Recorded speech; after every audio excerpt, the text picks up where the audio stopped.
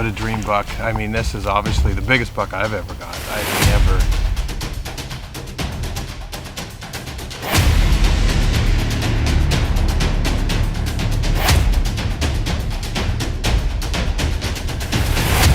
It's all worth it. This is part of it. My name is Robert Sergi, the ranch director of Legends Ranch up here in Whitetail, Michigan. This week we welcome Erin with Giving Back TV, and I'm excited to show you guys all about Legends Ranch and the Wildlife Center at Legends Ranch. So a little bit of a backstory about the Wildlife Center at Legends Ranch is my grandfather Arthur Gutierrez grew up in Cuba when he was young. He did a little duck hunting, dove hunting, and then he immigrated over to Boston for school when he was about 17 years old. Put away hunting until he was 50 years old, and he ended up started hunting when he was 50 years old. And for the past 32 years, he has gone crazy, hunted all around the world, started creating memories for myself and my whole family. He's getting older, he didn't know what to do with all of his animals, so he said, why not build a nonprofit? And that's where the Wildlife Center came into play. We do a lot of different nonprofit work over here, from Purple Heart veteran hunts, to disabled kids hunts, to really getting first-time hunters out in the woods. We really take pride in that.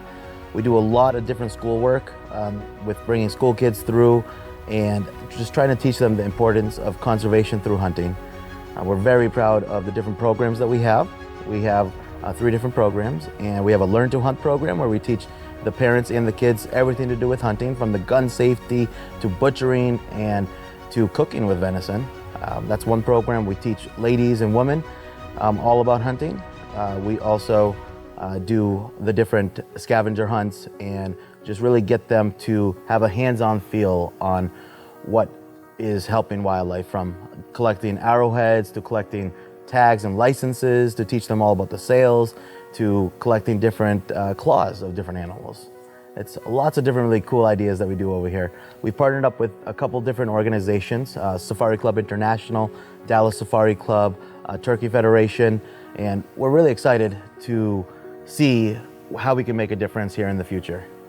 So Erin is hunting here at Legends Ranch. We have 2,000 acres under high fence, and there's a lot of misconceptions out there of high fence hunting. We are hunting 2,000 acres. That is a lot of land, and we're just very fortunate to be able to control the population that we have in here. So we're able to let them age. Age is a key factor in having the high fence. We start harvesting them at 3 and 4 years old, and they can become mature. We are very fortunate that we can control the population and control the genetics. There are different purposes for high fence hunting, from the conservation behind it with the endangered animals, and bringing back animals from, let's say, the Chinese water deer. Those are hunted to almost extinction and deforestation over in South Asia.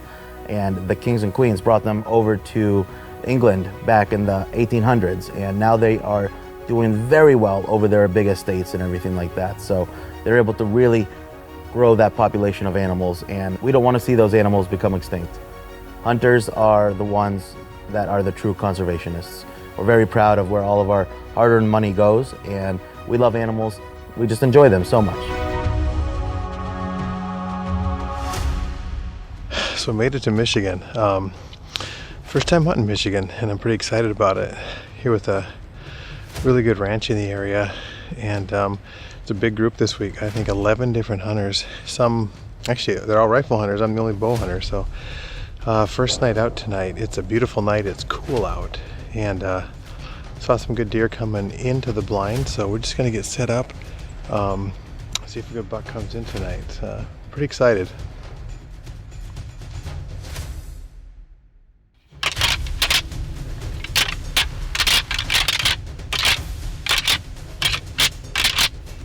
After we got settled in the blind that afternoon, Wes hit the rattling horns a few times, and it didn't take long before bucks came looking.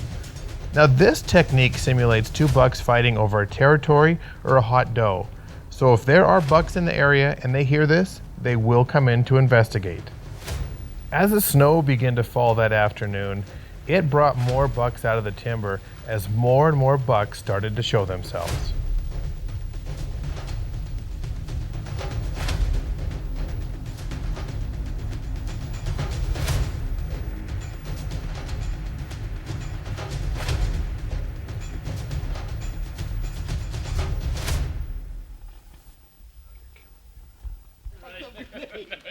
When we returned to camp that evening, we found that one of the hunters had connected on an absolutely incredible buck, and the celebration started. One. He's ready. Right? You're on this farm? No.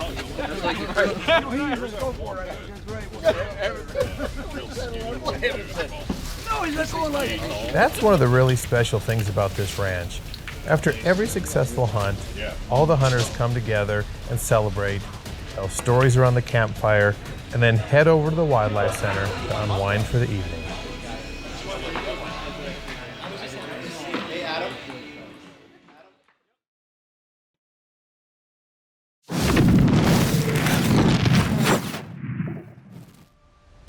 That next morning, Wes and I were back in the exact same blind. Now the temperature had continued to drop, and we were hopeful that would have the bigger bucks moving earlier that morning. After a few rattling sequences, we sat back to see what the morning would bring.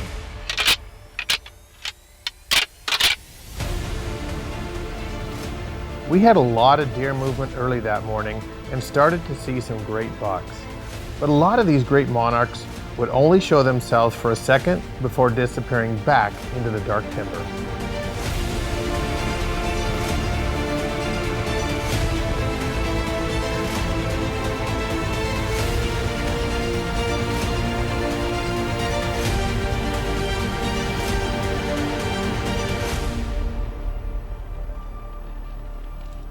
That morning we saw some smaller bucks, we saw what we thought were some average bucks, and even a couple really big bucks. But it was just nothing that I wanted to take.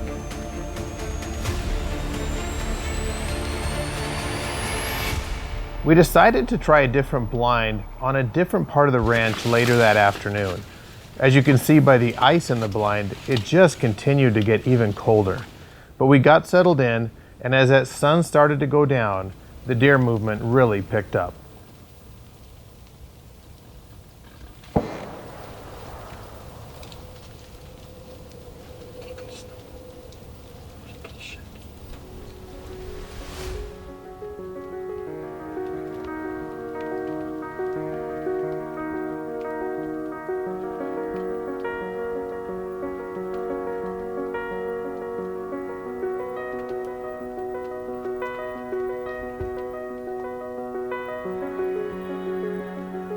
We saw a lot of deer that afternoon and had deer running all over the place. We saw a lot of younger bucks too, and they were in pushing these does around. But once those bigger bucks showed up, they ran these smaller bucks out of the area.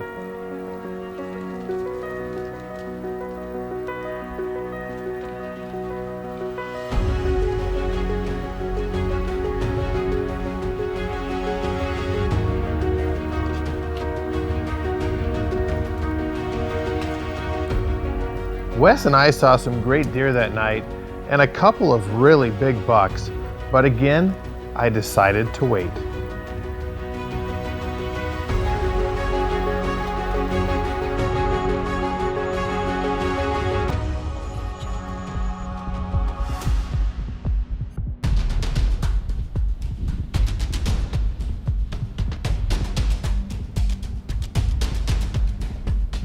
The next day, many of the other hunters in camp had already tagged out, so they were just hanging around, taking in everything else that this incredible ranch has to offer. One of the hunters in camp, Ray, had taken a buck earlier in the week but decided he wanted to try for an even bigger buck. So him and his guide Corey went out to a different part of the ranch and located an absolute giant buck working his way through the timber. They got into position and Ray made a shot, but unfortunately it was a little bit low, so they backed out. They got the team together, and after about an hour, took up the track.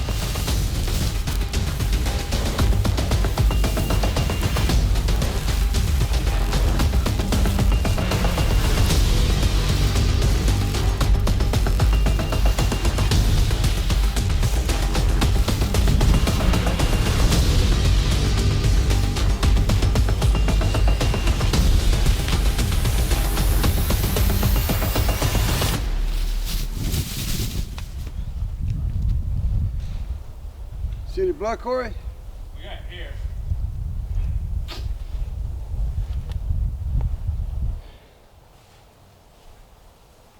There was about 7 or 8 of us out there that afternoon trying to help Ray and Corey locate this buck.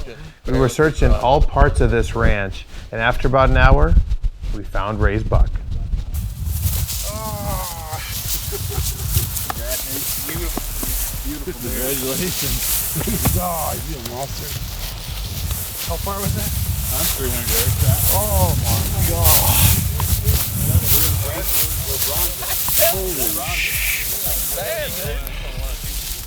Can you believe it?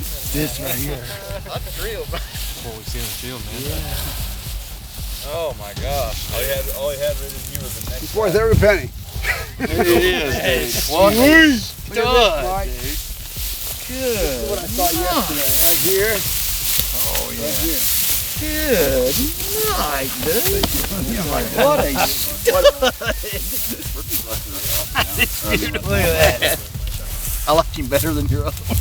No, I saw him let me. Wow, what a beautiful deer. Yeah, a long way with a hunt. Yeah. See the blood trail. Yeah, because we watched them over here. You know that little spot those bucks like to lay in over here? We We seen can them. see them from where we were at. Yeah. You're just laying there. You know, this was an absolutely amazing experience to be a part of. Everyone came together as a team to help with the recovery of this great buck. We all celebrated this moment in the field, and that just continued back at camp. Why am I so lucky, Robert? Look at that. This is what I wanted right here. Well, good hunt again. Oh, lost it in the sun. Right, and then Brian, Daniel Boone himself, He found like a He found a little thing of little blood. blood in that swamp. Yeah. Yeah. Cheers. Awesome. Cheers. Cheers. Hey. Thank you guys. Yes. As word got out about this incredible buck, everybody came back into camp to congratulate Ray on this incredible trophy. That's awesome, dude. Thanks for the help, guys. I heard it was Brian.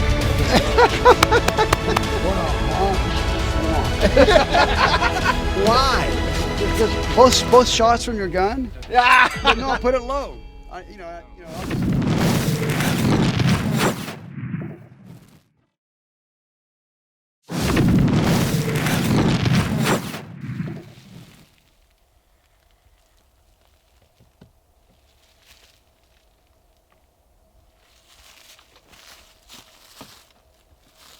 That next morning, Wes and I went to a completely different area of the ranch. There was a blind he wanted to hunt that he hadn't hunted in quite a while. We got there well before daylight and began our hike into the blind. It was incredibly cold that morning, and by the time we got to our blind, we found it was completely collapsed from all the ice that had fallen on it the night before. We got it put back together, got settled in, and just waited for daylight.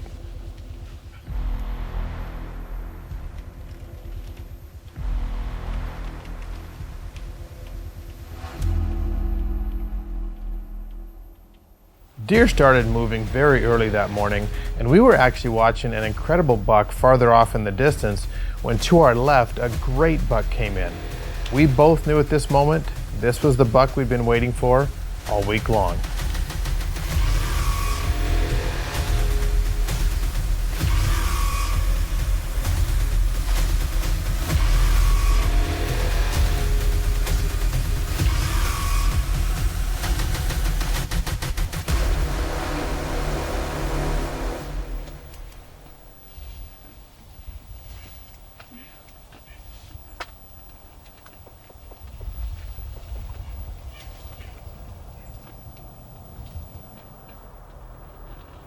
That buck stood out in front of us in that same position for what seemed like an eternity. I wanted him to turn a little more broadside before attempting a shot with my bow.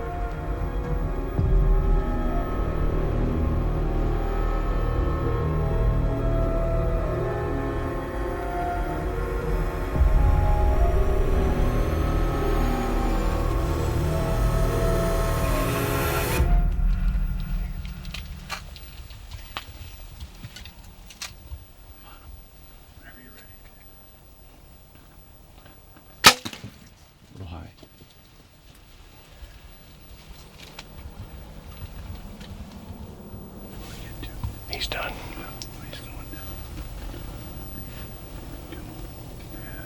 Yeah, let's give him, he's good, bro.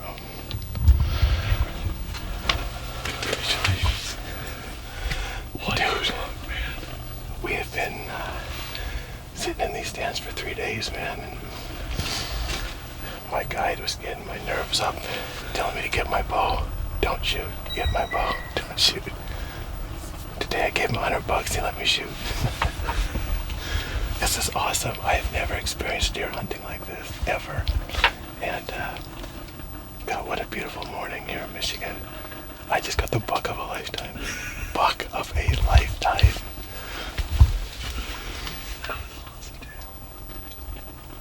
Oh my gosh. You know, the shot was a little high. Yeah. But he only went about 30 yards, so we got the lungs, which they can't go far without that, but I don't know, we've seen about 15 deer today, and just some amazing deer. We've only been in the stand about an hour, and the funny thing was when we got here, our blind was completely collapsed and tipped over. We had to put the blind back up, and we have ice falling all around us. Sorry for the snot in my nose. What a morning, man, what a morning.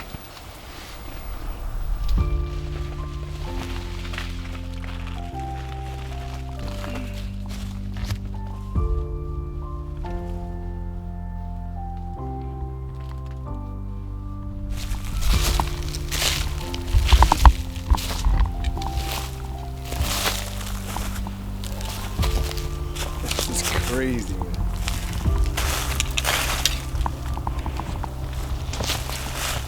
Unbelievable.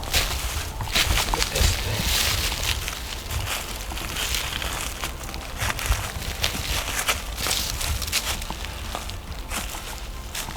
It's going to be tough to top this one.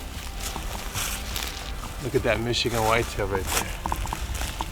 Man, what a dream buck. I mean, this is obviously the biggest buck I've ever got. I've never shot anything this size. You know, it was cold this morning. I mean, really cold. And he actually came in pretty early. We saw a lot of deer this morning. And he came right in. And,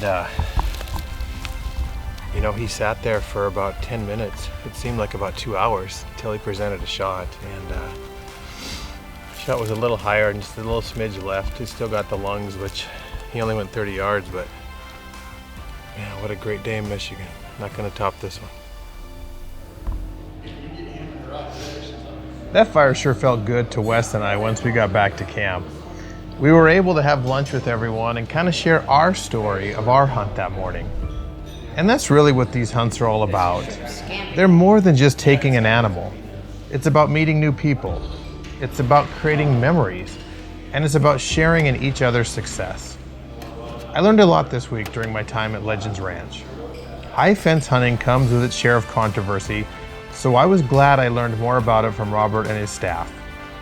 When I started Giving Back TV, I wanted to show non-hunters all the positives hunting and hunters do around the world. I wanted to tell real stories and have them form their own opinions based on fact, not emotion. Hunters make up a very small percentage of the population, so we need to stick together and support all legal means of hunting, whether it's something you would do or not. From rifle hunting to archery hunting, free range to high fence, do it yourself to fully guided. We are all on the same team, and we need to stick together to ensure our traditions live on from generation to generation. Thank you for tuning in this week. I'll see you guys next week on Giving Back. Get shot.